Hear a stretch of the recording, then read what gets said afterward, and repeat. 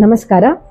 Doddaballapura IMA YouTube ಚಾನಲ್ಗೆ ಎಲ್ಲರಿಗೂ ಸ್ವಾಗತ ಸುಸ್ವಾಗತ.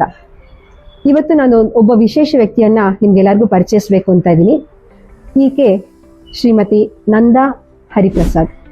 ಇವರಿಗೆ ಜಾಗತಿಕ ದಾಖಲೆಯನ್ನು ಮಾಡಿದಂಥ, ಅಂದರೆ ಪುಸ್ತಕ ಪ್ರಕಾಶನದಲ್ಲಿ ಜಾಗತಿಕ ದಾಖಲೆಯನ್ನು ಮಾಡಿದ ಸಾಧನೆ ಈ ಹೆಣ್ಣು ಮಗಳದು.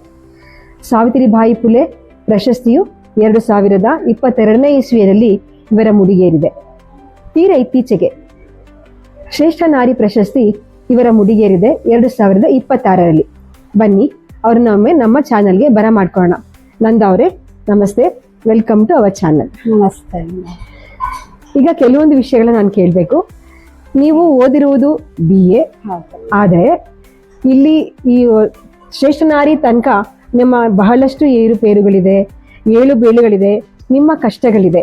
ನೀವು ಒಬ್ಬ ಪ್ರಕಾಶಕಿಯಾಗಿ ಜಾಗತಿಕ ದಾಖಲೆಯನ್ನು ಮಾಡಿದ್ದೀರಿ. ಈ ಒಂದು ಪಯಣ ಎಲ್ಲಿಂದ ಆರಂಭವಾಯಿತು, ಹೇಗೆ ಆರಂಭವಾಯಿತು, ಪ್ರಕಾಶನದಲ್ಲಿ ನಿಮಗೆ ಬಂದ ಆಸಕ್ತಿ ಯಾವುದು, ಇದನ್ನ ವಿಷಯವಾಗಿ ನಮ್ಗೆ ಹೇಳ್ತೀರಾ? ಹೌದು ಮೇಡಮ್, ಇದು ಹೇಗೆ ಅಂತಂದ್ರೆ ಮೊದಲು ನಮಗೆ ಚಿಕ್ಕ ವಯಸ್ಸಿಂದ ಈ ಕಾದಂಬರಿಗಳು, ಆಧ್ಯಾತ್ಮ ಇರ್ಬೋದು, ಪ್ರತಿಯೊಂದು ಪುಸ್ತಕಗಳು ಓದ್ತಾ ಇದ್ವಿ. ಓದ್ತಾ ಅನ್ನಿಸ್ತಾ ಇತ್ತು ಇದು ಪುಸ್ತಕಗಳು ಹೇಗೆ ಪ್ರಕಟಣೆ ಮಾಡ್ತಾರೆ, ಹೇಗೆ ಏನು ಅಂತ. ಆದರೆ ಒಂದಿನ ನಾನು ಮದುವೆ ಆದಮೇಲೆ ನಮ್ಮ ಮಾವನೇ ಇದು ಪ್ರಕಾಶನ ನಡೆಸ್ತಾ ಇದ್ರು. ಹಾಗಾಗಿ ನಮ್ಮ ಯಜಮಾನರು ಕೂಡ ಇದ್ರ ಬಗ್ಗೆ ಭಾಳ ಇಂಟ್ರೆಸ್ಟ್ ಇದ್ದು, ಹಾಗಾಗಿ ನಾನು ಇದ್ರ ಬಗ್ಗೆ ಭಾಳ ಪುಸ್ತಕ ಮಾಡಬೇಕು ಅನ್ನೋ ಒಂದು ಆಸೆ ಬಂತು. ಮನೆಯ ಕುಟುಂಬದಲ್ಲಿ ಈ ತರ ಪುಸ್ತಕ ಪ್ರಕಾಶನ ಇದೆ ಅಂತ ಅಂದ ತಕ್ಷಣ ಎಲ್ಲರಿಗೂ ಈ ರೀತಿ ಒಂದು ಬದ್ಧತೆ ಬರೋದಿಲ್ಲ.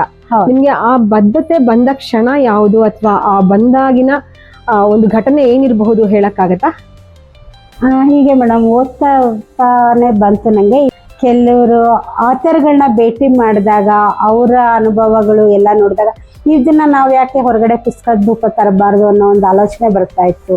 ಕೇಳಿದೆ, ಅವಾಗ ಸುಮಾರು ಜನ ಪಾಪ ಅವಾಗ ಬರೆದು ಕೊಟ್ಟರು ಕೂಡ. ಅಂಥ ಪುಸ್ತಕ ಒಳ್ಳೊಳ್ಳೆ ಇದನ್ನ ನಾನು ಪ್ರಕಟಣೆ ಮಾಡ್ತಾ ಅದ್ರ ಬಗ್ಗೆ ಹವ್ಯಾಸನೂ ಆಯಿತು. ಇದ್ರ ಬಗ್ಗೆ ತುಂಬ ಆಸಕ್ತಿನೂ ಬೆಳೀತು. ಶುರುವಾದಾಗ ಭಾಳ ಕಮ್ಮಿ ಇದರಲ್ಲಿತ್ತು. ಈಗ ತುಂಬ ಆಸಕ್ತಿಯಿಂದನೇ ಒಂದು 1000 ಪುಸ್ತಕ ದಾಟಿದೆ ಇವತ್ತಿಗೆ ನಾವು ಮಾಡಿರೋದು. ಜಾಗತಿಕ ದಾಖಲೆ ಅಂದ್ರೆ ಅದು ಕಡಿಮೆ ಅಲ್ಲ. ಹೌದು. ಯಾಕೆ ಪುಸ್ತಕ ಪ್ರಕಾಶನ ಈಗಿನ ದಿನಗಳಲ್ಲಿ ಅಷ್ಟೊಂದು ಕಷ್ಟದ ಉದ್ಯಮ ಆಗಿದೆ. ಆತರ ಅಷ್ಟು ಕಷ್ಟದ ಉದ್ಯಮವನ್ನು ಈಗಲೂ ಕೈ ಬಿಡದೆ ನಡೆಸ್ಕೊಂಡು ಬರ್ತಾರಂತ ಹೆಗ್ಗಳಿಕೆ ನಿಮ್ಮದು. ನಿಮ್ಮ ವಿಕ್ರಮ ಪ್ರಕಾಶನದ ಬಗ್ಗೆ ಸ್ವಲ್ಪ ಹೇಳಿ.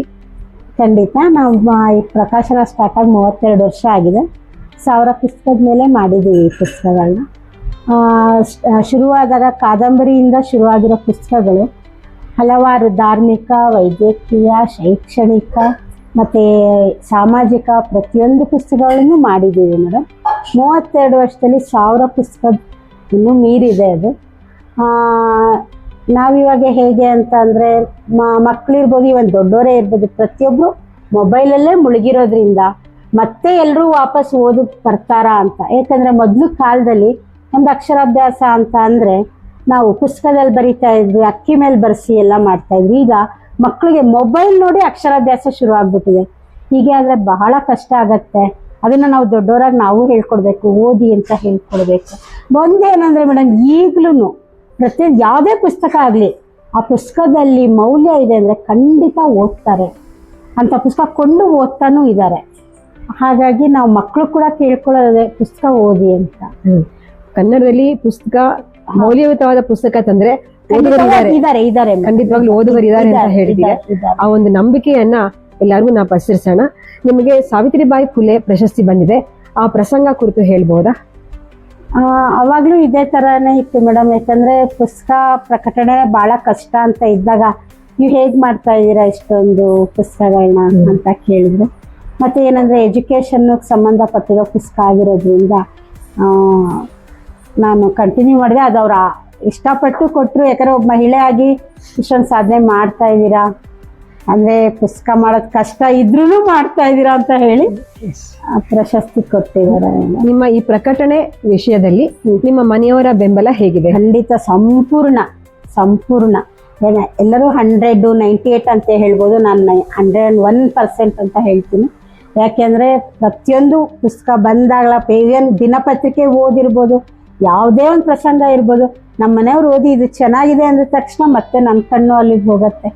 ಮತ್ತೆ ನಾ ಹೋಗಿ ನಾನು ನಮ್ಮ ಮನೆಯವ್ರು ಇಬ್ರು ಸೇರಿ ಮಾಡ್ತಾ ಇದೀವಿ ಮೇಡಮ್ ಈ ಪುಸ್ತಕನ. ಶ್ರೇಷ್ಠ ನಾರಿ ತಗೊಂಡಂತ ಸಮಯದಲ್ಲಿ ನಿಮ್ಮ ಮನಸ್ಸಲ್ಲಿ ಏನಿತ್ತು? ಇದು ಬರುತ್ತೆ ಅಂತ ಖಂಡಿತ ನಾ ಅನ್ಕೊಂಡಿರ್ಲಿಲ್ಲ. ಏನು ಯಾವುದೇ ಇದಾದ್ರೂ ನಂಗೆ ಬರುತ್ತೆ ಅನ್ಕೊಂಡಿಲ್ಲ. ಈಗಲೂ ಹೇಳೋದಕ್ಕೆ ಸಂಕೋಚ ಆಗತ್ತೆ ನನಗೆ, ನಾನು ಏನು ಸಾಧನೆ ಮಾಡಿದ್ದೀನಿ ಅಂತ. ಆದರೆ ತೆಗೆದು ನೋಡಿದಾಗ ಯಾವ್ದಾದ್ರು ಒಂದು ಪುಸ್ತಕ, ಈ ಪುಸ್ತಕ ನಿಮ್ದು ತುಂಬ ಚೆನ್ನಾಗಿದೆ ಮೇಡಮ್ ಅಂತ ಕೇಳಿದಾಗ ಭಾಳ ಸಂತೋಷ ಆಗುತ್ತೆ. ನೀವು ಸಾಧಾರಣವಾಗಿ 1000 ಪುಸ್ತಕ ಹೇಳಿದ್ರಿ, ಅದರಲ್ಲಿ ನಿಮಗೆ ತುಂಬಾ ಖುಷಿ ಕೊಟ್ಟಂತ, ತೃಪ್ತಿ ಕೊಟ್ಟಂತ ಪುಸ್ತಕಗಳು ಯಾವುದು? ಧಾರ್ಮಿಕ ಬಹಳ ಖುಷಿ ಕೊಡುತ್ತೆ ಮೇಡಮ್. ರಾಮಚಂದ್ರ ಭಾವೆ ಅನ್ನೋ ಪುಸ್ತಕ ಬಹಳ ಮಾಡಿದ್ದೀವಿ. ಮತ್ತೆ ಇದ್ರಲ್ಲಿ ಹೇಗೆ ಅಂತಂದ್ರೆ ಒಬ್ರು ಆತರು ಇಬ್ರು ಆತರು ಅಂತ ಹೇಳಕ್ ಬರೋದೇ ಇಲ್ಲ. ಪ್ರತಿಯೊಂದು ಈಗ ನಾವು ಹೇಗೆ ಮಕ್ಕಳನ್ನ ಹೆತ್ತಾಗ ನಾವು ಯಾವ ಪ್ರೀತಿ ಇರುತ್ತೆ, ಪುಸ್ತಕಗಳು ಪ್ರತಿಯೊಂದು ಪುಸ್ತಕ ಹೊರಗೆ ಬಂದಾಗ್ಲೂ ನಾವು ಅಷ್ಟೇ ಪ್ರೀತಿಯಿಂದ ನಾವು ತಗೊಳ್ತೀವಿ. ಹಾಗಾಗಿ ಇದು ಅದು ಅಂತ ಹೇಳಕ್ ಬರಲ್ಲ. ರಾಮಚಂದ್ರ ಭಾವೆ ಅವ್ರನ್ನ ಯಾಕೆ ಪರ್ಟಿಕ್ಯುಲರ್ ಆಗಿ ಹೇಳಿದೆ ಅಂದ್ರೆ ಅವರು ಧಾರ್ಮಿಕ ಹೊಸ ಹೊಸ ಹಳೇದು ಇದು ತಗೊಂಡು ಹೊಸದು ಬಗ್ಗೆ ಬರೆಯೋದ್ರಿಂದ ಅವ್ರ ಬಗ್ಗೆ ಹೇಳ್ತೀನಿ. ಅಷ್ಟು ಬಿಟ್ಟರೆ ಪ್ರತಿಯೊಬ್ಬ ಲೇಖಕರು ನಮಗೆ ತುಂಬಾ ಕೋಆಪರೇಟಿವ್ ಮಾಡಿದ್ದಾರೆ. ಪ್ಲಸ್ ಎಲ್ಲ ಪುಸ್ತಕಗಳು ಚೆನ್ನಾಗಿದೆ, ನಾವು ಮಾಡಿರೋ ಎಲ್ಲದೂ ಚೆನ್ನಾಗಿದೆ. ಪ್ಲಸ್ ಏನಂದ್ರೆ ಬರೀ ಕಮರ್ಷಿಯಲ್ ಅಂತ ನಾವು ಮಾಡಿಲ್ಲ, ನಾವು ಮಾಡಿರೋದೆಲ್ಲ ಮೌಲ್ಯ ಇರುವಂತ ಪುಸ್ತಕ ಹುಡುಕಿ ಮಾಡ್ತಾ ಇದೀವಿ. ಎಲ್ರಿಗೂ ಜನ ತಲುಪಬೇಕು ಅಂತ ಮಾಡ್ತಾ ಇದ್ದೀವಿ. ಸಾಧಾರಣ ಒಂದು 7-8 ಒಂದು ವರ್ಷದಲ್ಲಿ 2-3 ಆದ್ರೂ ನಿಮ್ಮ ಪುಸ್ತಕಗಳು ಬಿಡುಗಡೆ ಆಗ್ತಾ ಇರುತ್ತೆ. ಸೊ ಆ ಬಿಡುಗಡೆ ಸಂದರ್ಭಗಳನ್ನ ನೀವು ಹೇಗೆ ನಿಭಾಯಿಸ್ತೀರಾ? ನಿಭಾಯಿಸ್ಬೇಕು, ಮಾಡ್ತೀವಿ ಮೇಡಮ್. ಹೆಂಗಂದ್ರೆ ಈಗ ನೀವು ಹೇಗೆ ಒಂದು ಮಗುಗೆ ನಾಮಕರಣ ಮಾಡುವಾಗ ಒಂದು ಹೊಸ ಹೆಸರು, ಒಂದಷ್ಟು ಜನ ಬರಬೇಕು, ಪ್ರೀತಿಯಿಂದ ನೋಡಬೇಕು ಅಂತೀವೋ, ಹಾಗೆ ಆ ಪುಸ್ತಕನ ಅದಕ್ಕೊಂದು ನಾಮಕರಣ ಆಗಿ ಹೇಗೆ ಫಂಕ್ಷನ್ ನಡೆಯುತ್ತೋ ಅದೇ ಥರ ನಡೆಯುತ್ತೆ. ಅದನ್ನ ನೋಡಿ ಅಪ್ಪಿಕೊಳ್ಳುವಂಥ, ಹೇಗೆ ಮಕ್ಕಳನ್ನ ಮುದ್ದಾಗಿದೆ ಅಂತ ಆ ಥರ ಅಪ್ಪಿಕೊಂಡು ಒಪ್ಕೊಂಡಿರೋವಂಥ ಪುಸ್ತಕಗಳು ಬೇಕಾದಷ್ಟಿದೆ ಮೇಡಮ್. ಸೊ ಒಂದು ಪುಸ್ತಕವನ್ನ ಮಗುವಿಗೆ ಸಮೀಕರಿಸಿ ಖಂಡಿತ ಹೆತ್ತ ತಾಯಿಯ ಕರುಣೆ, ಹೆತ್ತ ತಾಯಿಯ ಒಂದು ಕರುಣ ಬಂಧವನ್ನ ತೋರಿಸ್ಕೊಟ್ಟಿದ್ದೀರಾ. ಈಗ ನಿಮ್ಗೆ ಸಾವಿತ್ರಿಬಾಯಿ ಫುಲೆ ಆಯ್ತು, ಜಾಗತಿಕ ದಾಖಲೆ ಆಯ್ತು. ನಿಮ್ಮ ವೈಯಕ್ತಿಕ ಜೀವನದಲ್ಲಿ ಪ್ರಕಾಶನ ಎಷ್ಟು ಕೆಲಸ ಆಗಿದೆ, ಅಥವಾ ಪ್ರಕಾಶನದ ಮೇಲೆ ನಿಮ್ಮ ಜೀವನದ ಪ್ರತಿಫಲ ಅಥವಾ ಎಫೆಕ್ಟ್ ಏನಂತ ಹೇಳ್ತೀರಿ? ಹೇಗೆ ಅಂದ್ರೆ ಮೇಡಮ್ ನೋಡಿ, ನಾವು ಒಬ್ಬ ಸಣ್ಣ ವ್ಯಕ್ತಿಯಿಂದ ಹಿಡಿದು ತುಂಬಾ ಹೆಸರು ಮಾಡಿರ್ಬೋದು, ತುಂಬಾ ಒಳ್ಳೆ ವ್ಯಕ್ತಿ, ದೊಡ್ಡ ವ್ಯಕ್ತಿ ಅಂತ ಹೇಳ್ಬೋದು. ಎಂಥವ್ರ ಹತ್ರ ನೀವು ಮಾತಾಡ್ಬೇಕಂದ್ರು ಒಂದು ಪುಸ್ತಕ ನಮ್ಮ ಕೈನಲ್ಲಿದ್ರೆ ನಾವ್ ಎಲ್ಲರನ್ನೂ ಮಾತಾಡಿಸ್ಬೋದು. ಇದು ನನ್ನ ಅನುಭವಕ್ಕೆ ಬಂದಿರೋದು. ತುಂಬಾ ಒಳ್ಳೆ ಮಾತು ಹೇಳಿ. ಯಾಕಂದ್ರೆ ಯಾವ ಫೀಲ್ಡ್ ಅಲ್ಲ, ಅವ್ರವ್ರ ಫೀಲ್ಡ್ ಅಲ್ಲಿ ಇದನ್ನೇ ಇಷ್ಟೇ ಅಂತಾನೆ ಮಾತಾಡ್ತಾರೆ. ಆದ್ರೆ ಈ ಪುಸ್ತಕ ಅನ್ನೋದು ಪ್ರತಿಯೊಬ್ಬರನ್ನು ಮಾತಾಡ್ಸುತ್ತೆ. ಹಾಗಾಗಿ ನಮ್ಗೆ ಬಹಳ ಇಷ್ಟಪಟ್ಟು ಮಾಡ್ತಾ ಇರೋ ಇದು ಮೇಡಮ್. ನಾ ಇದನ್ನ ಕೆಲಸ ಅನ್ನಲ್ಲ, ನನ್ಗೆ ಆಕ್ಚುಲಿ ಪುಸ್ತಕಗಳು ಕೂಡ ಎಲ್ಲಂದ್ರಲ್ಲಿ ಇಟ್ಟಾಗ ನಂಗೆ ಅನ್ನಿಸ್ತಾ ಇರತ್ತೆ, ಇದಕ್ಕೆ ಅಂತ ಒಂದು ಜಾಗ ಬೇಡವಾ? ನಾವು ಇಲ್ಲೇ ಕುತ್ಕೊಂಡು ಊಟ ಮಾಡಕ್ಕಾಗತ್ತಾ? ನಾವು ಕುತ್ಕೊಳ್ಳುವಾಗ ಒಂದು ಜಾಗ ಇದು ಮಾಡ್ತೀವಿ, ಪುಸ್ತಕ ಇಡಕ್ ಹಾಗೆ ಒಂದು ಜಾಗ ಬೇಕಲ್ಲ. ಯಾರಾದ್ರೂ ಪುಸ್ತಕ ತೆಗೆದು ಏನಾದ್ರು ಹಿಂಗೆ ಹಾಕಿದಾಗ ನಂಗೆ ಒಂಥರ ಸಂಕಟ ಆಗತ್ತೆ. ಅದೊಂಥರ ಪುಸ್ತಕ ಪ್ರೀತಿ ಇರೋದ್ರಿಂದನೇ ಕಷ್ಟ ಆದ್ರೂ ನಡೆಸ್ಕೊಂಡು ಬಂದ್ಬಿಟ್ಟಿನಿ. ಸೊ ಈ ಪ್ರಕಾಶನದ ನೀವು ಹಿಂದೆ ಮುಂದೆ ಎಷ್ಟೆಲ್ಲ ದೊಡ್ಡ ವ್ಯಕ್ತಿಗಳನ್ನ ನೀವು ಸಂಧಿಸಿರ್ತೀರಾ? ಅದ್ರ ಯಾವ್ದಾದ್ರು ಒಂದು ಲಿಸ್ಟ್ ಅಥವಾ ನಿಮ್ಗೆ ತುಂಬಾ ಮನಸ್ಸಿಗೆ ಹತ್ತಿರವಾದಂತ ಒಂದು ವಿಷಯ ಹೇಳಕ್ಕಾಗತ್ತಾ? ಹಾ ಮೇಡಮ್, ಈ ವೈದ್ಯಕೀಯದಲ್ಲೆಲ್ಲ CR ಚಂದ್ರಶೇಖರ್ ಅನ್ನೋರು ಮತ್ತೆ ನಾ ಸೋಮೇಶ್ವರ ಸರ್ ತುಂಬಾ ನೋಡಿ, ಅವ್ರಿಗಿರೋ ಅಭಿಮಾನ, ಕನ್ನಡ ಅಭಿಮಾನ ಬಹಳ ಕಷ್ಟ. ಈ ಧಾರ್ಮಿಕ ಅಂತ ಹೋದಾಗ್ಲೂ ಅಷ್ಟೇ, ನಮ್ಮ ಪಾವಗಡ ಪ್ರಕಾಶ್ ಅವ್ರು ಇರ್ಬೋದು, ಮತ್ತೆ ಈಗ ರಾಮಚಂದ್ರ ಭಾವೆ ಅವ್ರಿರೋದು ಮಹಾರಾಷ್ಟ್ರದಲ್ಲಿ.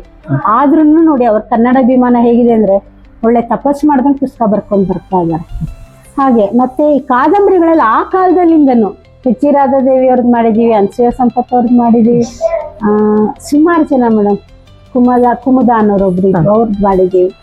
ಆಗಿನ ಕಾಲ ಅನಸೂಯ ಸಂಪತ್, ಸುಮಾರು ಜನ ಮಾಡಿದೀವಿ ಮೇಡಮ್. ಇವ್ರದ್ದು ಈಚನೂರು ಜಯಲಕ್ಷ್ಮಿ ಹೇಳ್ತಾ ಹೋದ್ರೆ ನನ್ಗೆ ಯಾಕಂದ್ರೆ 32 ವರ್ಷದ ಕಾಲದ್ದು ಮರ್ತಂಗಾಗತ್ತೆ. ಕಾದಂಬರಿಯಿಂದ ಹಿಡಿದು ಇಲ್ಲಿ ತನಕ ಎಜುಕೇಶನ್ ಪುಸ್ತಕಗಳು ಕೂಡ ಮಾಡಿದ್ದೀವಿ ನಾವು. ವೆಂಕುಬರಾವ್ ಅವ್ರದ್ದು, ಸಂಪಟೂರು ವಿಶ್ವನಾಥ್, ಹಾಗೆ ಈ ಪೊಲೀಸ್ ಇಲಾಖೆನಲ್ಲಿ ಗುರುಪ್ರಸಾದ್ ಅವ್ರದ್ದು. ಹಾಗಾಗಿ ಎಲ್ಲಾ ರೀತಿ ಪುಸ್ತಕಗಳು ಮಾಡಿರೋದ್ರಿಂದ. ಸೊ ಈ 32 ವರ್ಷದ ಸುದೀರ್ಘ ಜೀವನದಲ್ಲಿ ಯಾವತ್ತಾರು ನನ್ಗೆ ಇಲ್ಲ ಆಗಲ್ಲ ಅನ್ಸಿದಂತ ಒಂದು ಸಮಯ ನಿಮ್ಗೆ ಬಂದಿತ್ತಾ? ಹಾ ಮೇಡಮ್, ನಾವು ಎಷ್ಟೇ ಪುಸ್ತಕ ಮಾಡಿದಾಗ್ಲೂ ಕೆಲವೊಂದ್ಸಲ ಆರ್ಥಿಕತೆ ಬಹಳ ಕಷ್ಟಕ್ಕೆ ತಗೊಂಡು ಹೋಗ್ಬಿಡತ್ತೆ. ಆದ್ರೂ ಹಾಗೆ ಸಂಭಾಳಿಸ್ಕೊಂಡು ಹೇಗೆ ನಾವು ಕಷ್ಟ ಬಂದಾಗ ಇದ್ ಬೇಡ ಅಂತ ಬಿಟ್ಟು ಇಷ್ಟ ಬಂದಾಗ ಆ ತರ ಮಾಡ್ಲಿಲ್ಲ. ಕಷ್ಟ ಬಂದಾಗ್ಲೂ ಹಿಡ್ಕೊಂಡಿದ್ವಿ. ಸೊ ಹಾಗಾಗಿ ನಿಮ್ಗೆ ಈಗ ಶ್ರೇಷ್ಠ ನಾರಿ ಪ್ರಶಸ್ತಿ ನಿಮ್ಗೆ ಒಲಿದು ಬಂದಿದೆ. ಇರ್ಬೋದು. ಇನ್ನು ಮುಂದೆ ನಿಮ್ಮ ಒಂದು ಕನಸುಗಳು ಏನಿದೆ? ಕನಸು ಇಷ್ಟೇ ಮೇಡಮ್, ನಾ ಇರೋ ತನಕ ಪುಸ್ತಕ ಮಾಡಬೇಕು. ನನ್ಗೆ ಒಂದೇನಂದ್ರೆ ನಾವ್ ಹೇಗೆ ನಮ್ಮ ಮಕ್ಕಳನ್ನ ಸಾಕಿದ್ಮೇಲೆ ಅವ್ರು ನೋಡ್ಕೋತಾರ ಬಿಡ್ತಾರ ಅದು ಸೆಕೆಂಡರಿ, ಪುಸ್ತಕ ನೋಡ್ಕೊಳತ್ತೆ ಅನ್ನೋದೊಂದು ನಂಬಿಕೆ. ತುಂಬಾ ಒಳ್ಳೆ ಮಾತು ಹೇಳಿದ್ರಿ. ಮಕ್ಕಳು ನೋಡ್ಕೊಳ್ತಾರೋ ಬಿಡ್ತಾರೋ ಪುಸ್ತಕ ನಮ್ಮನ್ನ ನೋಡ್ಕೊಳುತ್ತೆ ಅಂತ ಇರೋ ನಂಬಿಕೆ ನಿಮ್ಗೆ ಅದು 100 ಕಾಲ ಇರ್ಲಿ. ಮತ್ತೆ ನಿಮ್ಗೆ ಇನ್ನೇನಾರು ಹೇಳಲಿಕ್ಕಿದ್ಯಾ? ಅಷ್ಟೇ ಮೇಡಮ್, ನನ್ಗೇನು ತೋಚ್ತ ಯಾವುದೇ ಒಂದು ತಯಾರಿ ಇಲ್ಲದೆ ಇಷ್ಟೊಂದು ವಿಷಯನ ಹೇಳಿದ್ರಿ. ಹಾಗೆ ನಿಮ್ದು ತುಂಬಾ ಅತಿ ದೊಡ್ಡ ಪುಸ್ತಕ ಅಂದ್ರೆ 100 ಪುಟಗಳನ್ನ ಸಾಧಾರಣ ಮಾಡ್ಕೊಳ್ತೀರಿ ಅಂತ ಹೇಳ್ತೀರಿ. ಆ ಒಂದು ತಾಂತ್ರಿಕತೆ ಬಗ್ಗೆ ಒಂದ್ ಸ್ವಲ್ಪ ನಮ್ಗೆ ವಿಚಾರ ಹೇಳ್ಕೊಡ್ತೀರಾ? ಒಂದ್ ಪುಸ್ತಕ ಅಂದಾಗ ಈಗ ಏನು ಪ್ರಕಾಶನ ಮಾಡಿಲ್ಲ, ಅವ್ರಿಗೆ ಹೇಳ್ಬೋದಾದಂತ ಕಿವಿ ಮಾತುಗಳು. ಮೇಡಮ್, ಮೊದಲು ಕಾಲದಲ್ಲಿ ಬೆರಳಚ್ಚಿಂದ ಹಿಡಿದು ನಾವು ಎಲ್ಲಾ ಕಡೆ ಸ್ಕ್ರಿಪ್ಟ್ ತಗೊಂಡು ಹೋಗ್ತಾ ಇದ್ವಿ. ಪ್ರತಿಯೊಂದು ಕಡೆ ಎಲ್ಲ ಪ್ರೂಫ್ ನೋಡೋದಿರ್ಬೋದು, ಮತ್ತೆ ಅಲ್ಲಿಂದ ಪ್ರಿಂಟಿಂಗ್ ಹೋಗೋದು, ಕವರ್ ಪೇಜ್, ಬಹಳಷ್ಟು ಕಷ್ಟ ಇತ್ತು ಮೇಡಮ್. ಈಗಿನ ಜನಕ್ಕೆ ಅಷ್ಟು ಕಷ್ಟ ಇಲ್ಲ. ಈಗ ಏನಂತಂದ್ರೆ ಒಂದ್ಸಲ ನೀವು ಪ್ರತಿ ಕೊಟ್ಬಿಟ್ರೆ ಅದು DTP ಆಗಿ ಪ್ರಿಂಟ್ ಆಗಿ ಬರುತ್ತೆ. ಮೊದಲಷ್ಟು ಕಷ್ಟ ಇಲ್ಲದೆ ಇದ್ರು ಈಗ ಸ್ವಲ್ಪ ಸುಲಭನೇ ಅಂತ ಹೇಳ್ಬೋದು. ಪುಸ್ತಕ ಮಾಡೋದು ಸುಲಭನೇ, ಮಾರಾಟ ಬಹಳ ಕಷ್ಟ. ಈ ಆನ್ಲೈನ್ ವೇದಿಕೆಗಳೆಲ್ಲ ಇರುತ್ತಲ್ಲ, ಅದರ ಬಗ್ಗೆ ಏನ್ ಹೇಳ್ತೀರಾ? ಆನ್ಲೈನು ಈಗ ಬಂದಿರೋ ಇದರಿಂದ ಒಳ್ಳೇದಿದೆ ಮೇಡಮ್, ಮಾಡ್ಬೋದು. ಯಾಕಂದ್ರೆ ಈಗ ಗೊತ್ತಿಲ್ದಿರೋ ಜನ ಎಲ್ಲ ಅಮೆಝಾನು, ಫ್ಲಿಪ್ಕಾರ್ಟು, ಆನ್ಲೈನ್, ಗೂಗಲ್ ಎಲ್ಲದ್ರಲ್ಲಿ ಹೋಗ್ತಾ ಇದ್ದಾರೆ. ಹೋದಾಗ ಆರ್ಡರ್ಗಳು ಬರುತ್ತೆ, ಬಂದಾಗ ಸಪ್ಲೈ ಕೊಡ್ಬೋದು. ಬಟ್ ಏನಂದ್ರೆ ಆಗಿನ ಕಾಲದಲ್ಲಿ ನಾವು 500,000 ಕಾಪಿ ಆ ಥರನೇ ಹಾಕ್ಬೇಕಿತ್ತು. ಈಗ ಬರ್ದಿದೀವಿ ಅಂತ ಒಂದು 10 ಪುಸ್ತಕನೂ ಹಾಕೊಳ್ಳೋರು ಇದ್ದಾರೆ, 100 ಕಾಪಿ ಹಾಕೊಳ್ಳೋರು ಇದ್ದಾರೆ. ಹಾಗೆ ಸೊ ಪುಸ್ತಕ ಪ್ರಕಾಶನ ಅದೊಂದು ತಪಸ್ಸಿನ ತರ 32 ವರ್ಷಗಳ ಕಾಲ ಸುದೀರ್ಘವಾಗಿ ನಡೆಸಿ ಜಾಗತಿಕ ದಾಖಲೆಯನ್ನು ಮಾಡಿ ಮತ್ತು ಅದರಲ್ಲಿರುವ ಕಷ್ಟ ನಷ್ಟಗಳನ್ನ ಜೀರ್ಣಿಸ್ಕೊಂಡು ಮತ್ತು ಪುಸ್ತಕನ ಮಕ್ಕಳ ತರ ಪ್ರೀತಿಸುವಂತ ನಿಮಗೆ ನನ್ನ ಕಡೆಯಿಂದ ತುಂಬಾ ಧನ್ಯವಾದಗಳು ಮತ್ತು ಅಭಿನಂದನೆಗಳು. Thank you. ನಮಸ್ತೆ.